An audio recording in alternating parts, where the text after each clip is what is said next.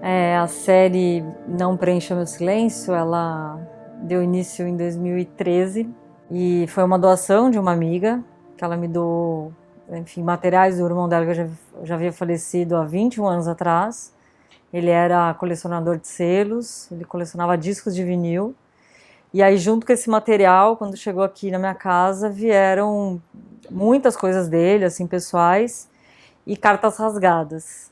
Guardar cartas rasgadas durante 21 anos eu já achei bem inusitado, assim. E aí liguei para ela, falei, é que a minha mãe descobriu que ele tinha relações homossexuais e aí quis meio que cancelar essas provas. E só que ela não teve coragem de jogar fora, né? Porque enfim, era um material que ela também tinha apreço e carinho, mas ao mesmo tempo ela quis um pouco eliminar ou cancelar essas provas. E aí guardou junto. E quando esse material chegou nas minhas mãos,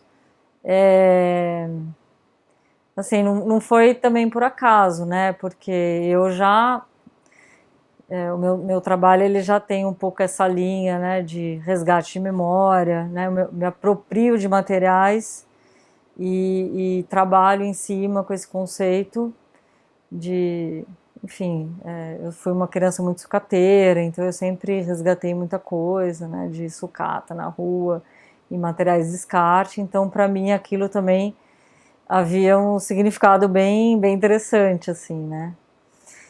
E essa série, na verdade, ela não despontou dando um início muito forte, assim, né. Primeiro eu tive um tempo para me apropriar desse material, né, levei um tempo até para eu me senti até um pouco invadindo, né? Eu acho que esse campo dele, né? Que era muito especial, eram coisas muito especiais. Mas devagar eu acho que eu fui também entendendo o porquê que aquilo também chegou até mim, então tinha uma ligação muito forte, né? Mas esse material é muito rico. E provavelmente colecionar deu a possibilidade dele conhecer muitas pessoas, né? Por isso que também havia muitas cartas, né? Era esse meio de comunicação que ele tinha na época de conhecer essas pessoas que também colecionavam, então eles trocavam, de certa forma, se trocavam um pouco esses selos, né? Eu colecionei um período selo, claro que não tinha todo esse acervo dele, né? Gigante, mas eu fui uma colecionadora também de selos, até que eu emprestei para uma amiga e o meu álbum nunca voltou. Ficou com ela e se perdeu. Nunca vi mais. Mas eu colecionava várias coisas, então esse colecionismo já fazia parte um pouco da minha vida, né? E ao longo do tempo eu passei pelo menos um ano de pesquisa, que foi uma pesquisa sobre a vida dele, para dar início, né? Então isso não foi imediato, foi uma coisa que foi um pouco acontecendo, eu já me apropriando daquele material, mas eu também precisava saber um pouco da história, né, dele para eu poder então começar essa criação. Essa série chama Não Preencha Meu Silêncio e ela teve início em 2013 com o final em meados de 2017. Então eu tive pelo menos esses 4 anos me dedicando nessa série afinco, assim.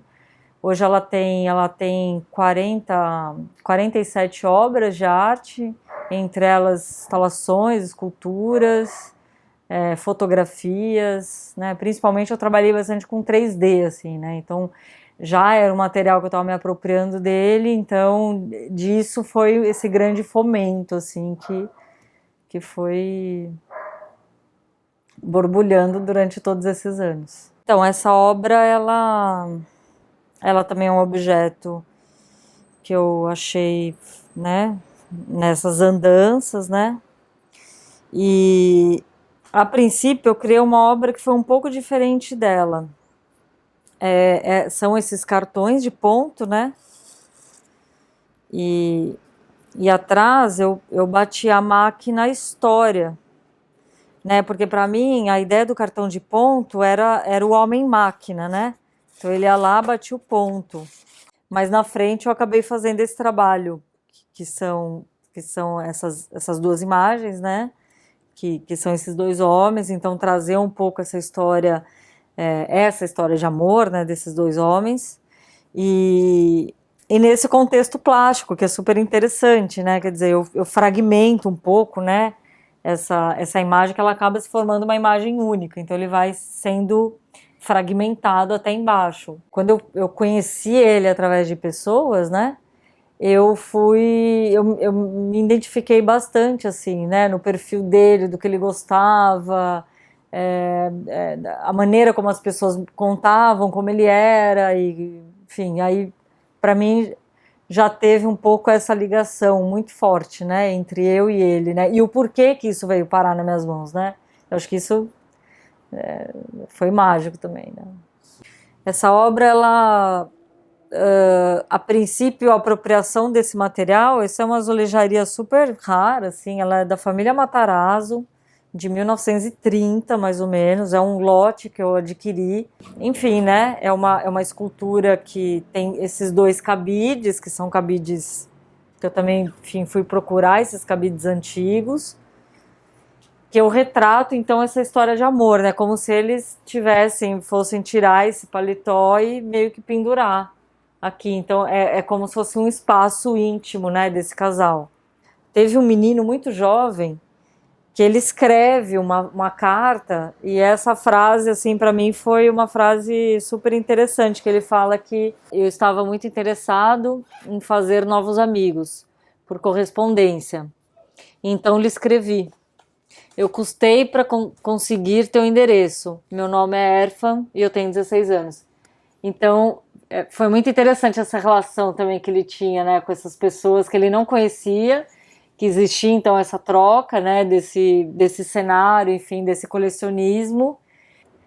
Foi algo que eu não estava nem pensando em começar, né, porque, por exemplo, eu vinha já trabalhando há muitos anos numa linha de trabalho bem minimalista, bem conceitual, mas isso volta um pouco à tona, né? Porque, enfim, como eu comentei, eu fui uma criança muito sucateira, muito lixeira. Então, desde pequena eu tive um pouco essa ideia de que o descarte me servia. Eu vivo nesse templo de ateliê desde uns 7 anos. Lá na minha casa, meu pai a gente tinha uma edícula, e aí nessa edícula ele transformou num ateliê, era um quarto, assim, de 40 metros quadrados, ele falou: "Tó, aqui é seu espaço". Então, eu vivo nesse templo desde os 7 anos. E aí trazia de tudo, né, da rua, trazia elementos de madeira, ferro, separava as coisas que iam ser criadas, enfim. Então, já ali, isso já nasceu, já foi uma coisa muito, muito peculiar minha, assim, de trabalho, né. Então, essas obras, acho que elas são as mais recentes, assim, né? Que essas obras, elas fazem parte desse díptico, né, de uma obra, que é retratando a fase da infância e retratando a fase adulta. E na fase adulta, então, vivendo nesse contexto da ditadura, ele acaba também sendo engessado por essa liberdade de expressão, né? Que esse único meio de comunicação que ele tinha, que era através das cartas, ele acaba não tendo tanto essa liberdade, né? Sendo de alguma forma assim um pouco engessado. Mesmo que ali, para mim, eu não soubesse o que ia acontecer de fato, porque a princípio foi uma doação de discos de vinil, né? E ali eu descobri um outro universo que estava chegando até mim e que eu precisava de alguma forma dar voz a tudo isso. Então, eu acho que esse foi um ponto bem importante, bem mágico, assim, desse nascimento, né? Dessa ligação entre eu e ele, né? Porque eu, durante esses 4 anos, eu me senti... eu fiquei muito imersa nesse trabalho e eu me senti muito próxima a essa pessoa que eu não conheci, né? Pessoalmente eu não conheci, mas eu conheci muito de alma. Então teve uma ligação muito forte, assim, né? Porque não foi um trabalho que eu falei: nossa, vou ter que fazer uma coisa muito diferente do que eu faço. Não, foi uma coisa que ela ligou muito essa minha essência natural da infância, trazendo um pouco essa à tona, né? Um pouco esse trabalho de me apropriar de um material e contar essa história. em Dois Córregos, né? Que ele nasceu em Dois Córregos, ele criou um jornal que chamava O Púlpito. E aí o tema, que eu acho que direciona muito a mim também, né? Eu sou muito uma ativista de direitos humanos. E ele era esse cara, né? Que tinha fazer esse passo um pouco, né? Esse reconhecimento que era esse sistema injusto desde então. Né? Ele foi abandonado pela família, ele teve muito preconceito na própria família, não só na sociedade. Né? Ele foi exilado, ele morou muitos anos na Espanha, porque ele tinha um perfil muito forte, né? E esse período era o período da ditadura militar. Então, eu acho que isso tudo fazia muito sentido para mim. Né? No final das contas, eu falei, isso daí ele esperou 21 anos, esperou inclusive a minha maturidade como artista. Porque talvez se tivesse chego isso há 10 anos atrás, talvez eu mesma não tivesse essa maturidade para fazer que isso acontecesse. Então foi pelo contrário, assim, acho que foi uma boom.